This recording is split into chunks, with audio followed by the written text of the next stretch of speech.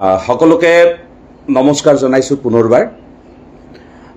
নিশ্চিতভাৱে আজি মাননীয় শিক্ষামন্ত্ৰী মহোদয়ে দিয়া এটা সাক্ষাৎকাৰত আপোনালোকে গম পাইছে যে শিক্ষাবৰ্ষ সলনিৰ বাবে ৰাজ্যিক সন্মিলনীৰ পৰা কৰা এটা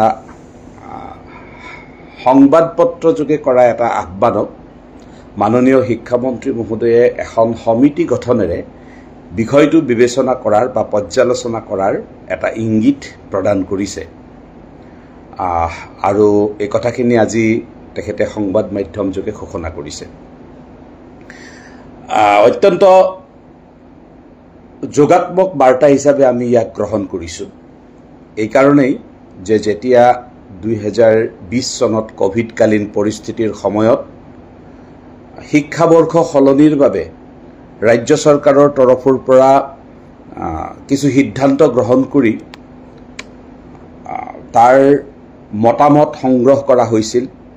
সেই সময়তে ৰাজ্যিক সন্মিলনীৰ তৰফৰ পৰা আমি যুক্তিযুক্তভাৱে শিক্ষাবৰ্ষ সলনি নকৰাৰ পক্ষত আমি আছিলোঁ আৰু আমি এই কথাটো বিশ্লেষণ কৰি দেখুৱাইছিলোঁ যে শিক্ষাবৰ্ষ সলনিৰ ফলত প্ৰকৃতাৰ্থত পাঠদানৰ সময় কমি যাব আৰু তেতিয়া অসম চৰকাৰৰ তৰফৰ পৰা এটা ভোট গ্ৰহণৰ ব্যৱস্থা কৰিছিল।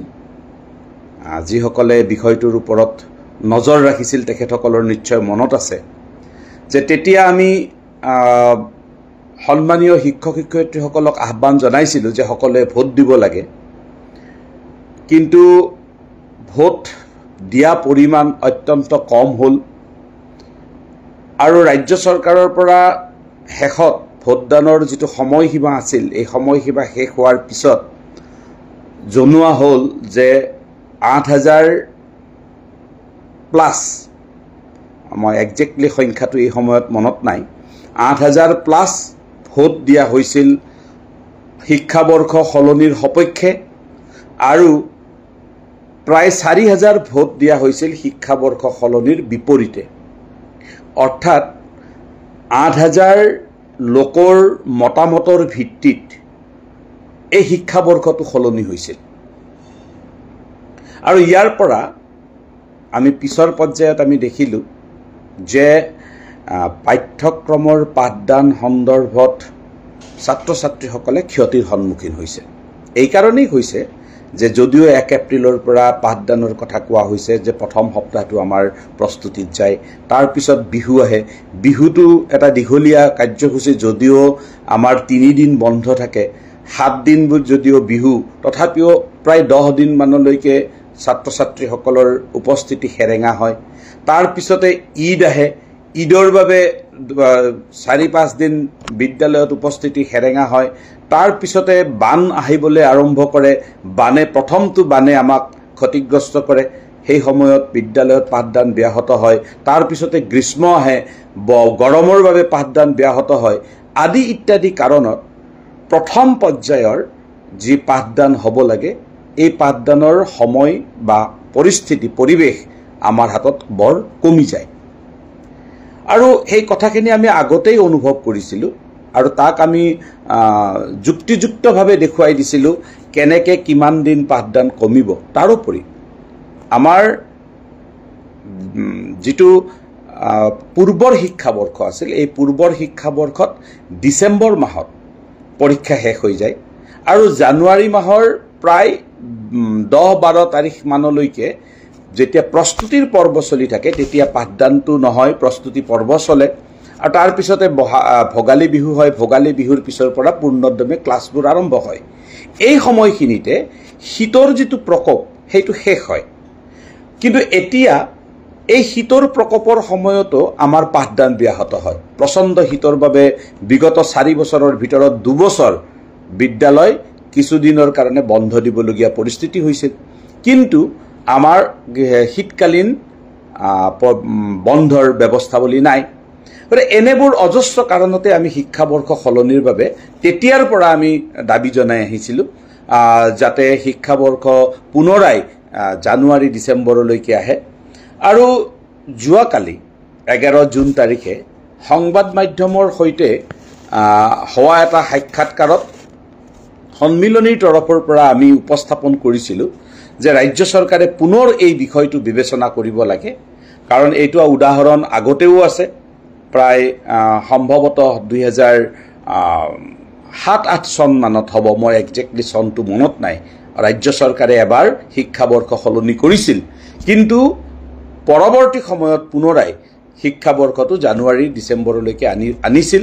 একেধৰণে পৰিস্থিতিগত কাৰণত যি কাৰণতেই নহওক কিয়, যি চিন্তাৰেই নহওক কিয়, যি মতামতৰ ভিত্তিতেই নহওক কিয়, ৰাজ্য চৰকাৰৰ শিক্ষা বিভাগে জানুৱাৰী ডিচেম্বৰৰ পৰিৱৰ্তে এপ্ৰিল মাৰ্চ যি শিক্ষাবৰ্ষ নিৰ্ধাৰণ কৰিলে, সেয়া ছাত্ৰ ছাত্ৰী, শিক্ষক শিক্ষয়িত্ৰী আৰু শৈক্ষিক দিশৰ প্ৰকৃতাৰ্থত উত্তৰণৰ স্বাৰ্থত ইয়াক পুনৰাই জানুৱাৰী ডিচেম্বৰলৈকে আনিব লাগে।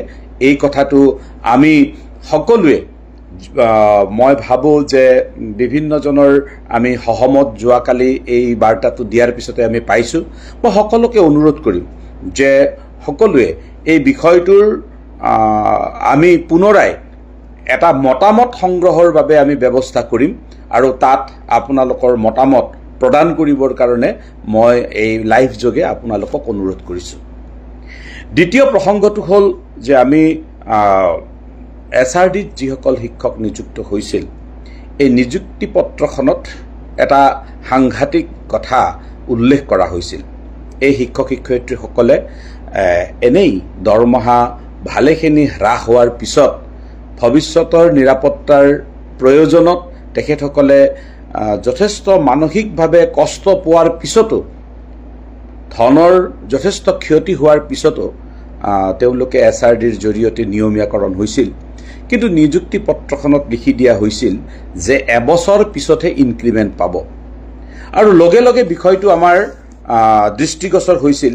আৰু যোৱা 10 ছেপ্টেম্বৰ তাৰিখে মাননীয় শিক্ষামন্ত্ৰী ডাঙৰীয়ালৈ আমি এখন স্মাৰক পত্ৰ প্ৰদান কৰিছিলোঁ, যিখন স্মাৰক পত্ৰত আমি কৈছিলোঁ যে এই যিটো 11মহীয়া 12মহীয়া ইনক্ৰিমেণ্টৰ কাৰণে অপেক্ষাৰ সময় দিছে, সেইটো কমাব লাগে আৰু সেইটো 6 মাহলৈ কমাই দিব লাগে বুলি আমি শিক্ষামন্ত্ৰী ডাঙৰীয়াক অনুৰোধ জনাইছিলোঁ। কিন্তু আমি দেখিলোঁ যে শিক্ষামন্ত্ৰী ডাঙৰীয়াৰ আমি কৰা সেই অনুৰোধ কোনো কাৰ্যকৰী ব্যৱস্থা হোৱা নাছিল। আমি আপোনালোকে যদি দেখা পায়, এইখন স্মাৰক পত্ৰ আছিল 10 ছেপ্টেম্বৰ তাৰিখে দিয়া, এইটো 10/9/2024 তাৰিখে দিয়া এইখন স্মাৰক পত্ৰ আছিল, ভালকৈ হয়তো দেখা নাই। এতিয়া কথাটো হ'ল, তাৰ পিছত আমি এই বিষয়টো বাৰে বাৰে যিটো পৰ্যায়তে পাৰোঁ, ডাইৰেক্টৰ, কমিশ্যনাৰ, মন্ত্ৰী সকলো পৰ্যায়তে লৈ গৈ আছিলোঁ।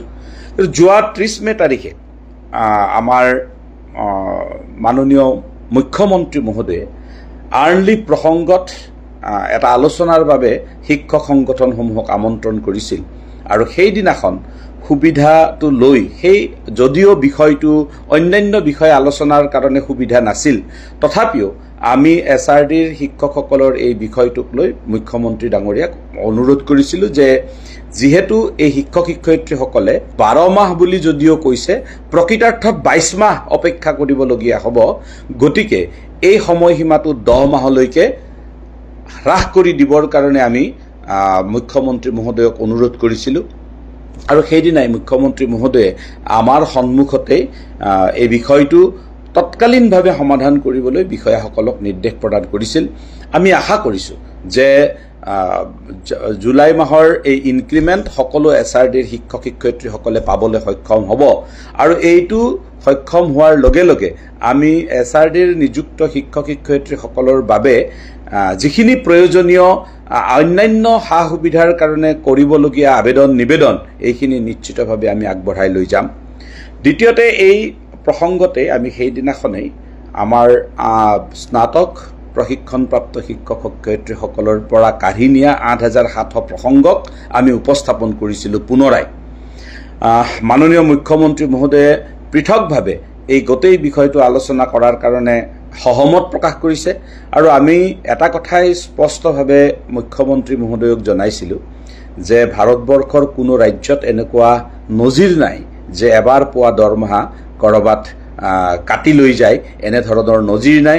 গতিকে অসম চৰকাৰে কৰা এই নজিৰটো বন্ধ কৰিব লাগে আৰু ৮৭০০ টকা ঘূৰাই দিব লাগে, যিহেতু ৰাজ্যৰ প্ৰাথমিক বিদ্যালয়ত শিক্ষক নিযুক্তিৰ ক্ষেত্ৰত হয় হায়াৰ ছেকেণ্ডাৰীত 50% অৰ গ্ৰেজুৱেট বুলি এপইণ্টমেণ্ট দি আছে।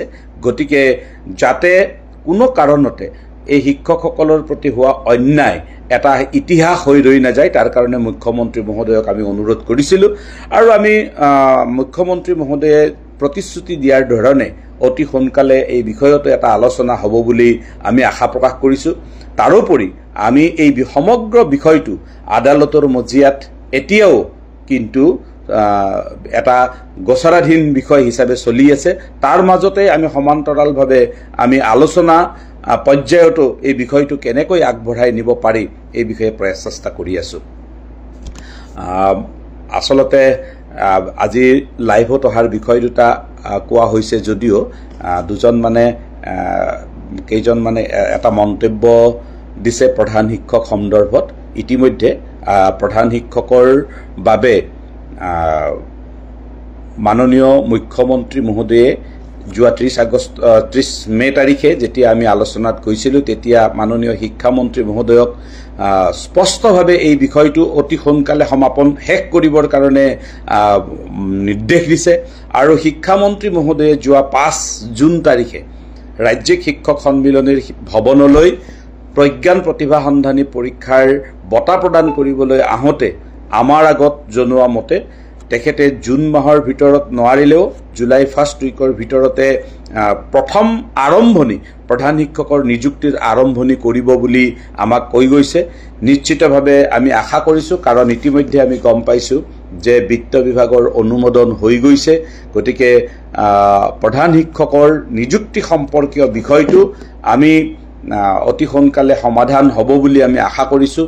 আৰু ইতিমধ্যে মাননীয় মুখ্যমন্ত্ৰী মহোদয়ে 40 গৰাকী ছাত্ৰ ছাত্ৰীৰ থকা বিদ্যালয়লৈকে এইটো প্ৰধান শিক্ষক নিযুক্তিৰ বাবে সহমত প্ৰকাশ কৰিছে। যদিওবা 50 জনলৈকেহে আদেশখন ওলাইছে, আমি মাননীয় মুখ্যমন্ত্ৰী মহোদয়ক এতিয়াও অনুৰোধ কৰি আছোঁ যে এই সংখ্যাটো প্ৰাদেশিকৰণ আইনৰ ভিত্তিত 30 জনলৈকে হ্ৰাস হ'ব লাগে। কিন্তু এতিয়ালৈকে 50তে আমি সীমাবদ্ধ আছোঁ। 50লৈকে মাননীয় মুখ্যমন্ত্ৰী মহোদয়ে কেবিনেট সিদ্ধান্তযোগে এইটো কৰিছে। আমি আশা কৰিছোঁ যে এইখিনি নিযুক্তি পত্ৰ হোৱাৰ পিছতে পৰৱৰ্তী আমি 20 গৰাকী ছাত্ৰ ছাত্ৰীৰ যি আছে গেপ, এইখিনি মাৰিবলৈ সক্ষম হ'ম। বদলীকৰণ সন্দৰ্ভত ইয়াত কোৱা হৈছে হ্ৰাস কৰিব, 5 বছৰলৈ হ্ৰাস কৰাৰ বাবে অনুৰোধ কৰাৰ বাবে দাবী উত্থাপন কৰিবলৈ কোৱা হৈছে। নিশ্চিতভাৱে এইটো আমি যেতিয়া 2019 চনত, আপোনালোকে এইটো জনাটো ভাল যে 2019 চনত যেতিয়া এই আইনখন বনাবৰ বাবে ড্ৰাফ্ট হৈছিল, তেতিয়াৰে পৰা সন্মিলনীয়ে এইটো 3 বছৰৰ কাৰণে আমি দাবী জনাই আহিছোঁ। এই কাৰণেই যে অসমৰ সকলো চৰকাৰী কৰ্মচাৰীৰে বদলীকৰণৰ সময়সীমাটো 3 বছৰ। কেৱল শিক্ষকৰ কাৰণে 10 বছৰ হোৱাটো এটা অন্যায় কাম। এই কথাটো আমি যথেষ্ট প্ৰতিবাদ কৰিছিলোঁ আৰম্ভণি সময়তে, কিন্তু ৰাজ্য চৰকাৰে বিভিন্ন যুক্তিৰে এই আইনখন আইন হিচাপে পাছ কৰি লৈছে। গতিকে যিহেতু আইন হৈছে, আইনখনক আমি প্ৰতিহত কৰিব পৰাকৈ আমি আইনী ব্যৱস্থাৰ মাজলৈকেও হয়তো প্ৰয়োজনত আমি যাবলগীয়া হ'ব পাৰে। গতিকে আমি বিষয়টো অনুৰোধ পৰ্যায়ত আমি আছোঁ। অনুৰোধ পৰ্যায়ৰ পৰা আপোনালোকে কোৱাৰ দৰে 5 বছৰলৈকে হ্ৰাস কৰা বা আমি আগৰ পৰা কৈ অহা ধৰণে 3 বছৰলৈকে হ্ৰাস কৰাৰ কাৰণে নিশ্চিতভাৱে আমি শিক্ষামন্ত্ৰী ডাঙৰীয়াক অনুৰোধ কৰি আছোঁ। এই অনুৰোধ আমাৰ অব্যাহত থাকিব। ভিন্নজনে ভিন্ন কথা কৈ আছে। লাইভটো আমি দীঘলীয়া কৰিব খোজা নাই। মই সকলোকে অনুৰোধ জনাম যে অসম ৰাজ্যিক প্ৰাথমিক শিক্ষক সন্মিলনীয়ে প্ৰতিটো মুহূৰ্ততে ৰাজ্যখনৰ শিক্ষাৰ্থী, শিক্ষানুষ্ঠান আৰু শিক্ষকৰ বাবে কাম কৰি আছে। আপোনালোকৰ সহযোগিতা, পৰামৰ্শ আমাৰ বাবে অত্যন্ত গুৰুত্বপূৰ্ণ। কেৱল সেয়া সাংগঠনিক শৃংখলাৰ মাজত থাকি সকলোৱে নিজ নিজ শিক্ষা খণ্ডৰ খণ্ড প্ৰাথমিক শিক্ষক সন্মিলনী বা মহকুমা প্ৰাথমিক শিক্ষক সন্মিলনীৰ জৰিয়তে ৰাজ্যিক সন্মিলনীলৈ আপোনালোকৰ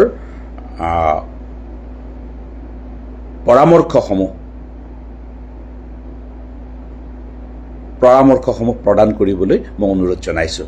ইয়াত এগৰাকী ছাৰে সুধিছে শ্ৰেণী অনুপাতে শিক্ষক দিবনে। আপোনাৰ এনেধৰণৰ প্ৰশ্নবোৰ আইনগত প্ৰশ্ন। RTE এক্টখনে আমাক কেনেধৰণে বন্ধন কৰি ৰাখিছে আপোনালোকে নিশ্চিতভাৱে জানে। RTE এক্টৰ সংশোধনৰ বাবে আমি ৰাজ্য আৰু কেন্দ্ৰ চৰকাৰক বাৰে বাৰে দাবী জনাই আহিছোঁ।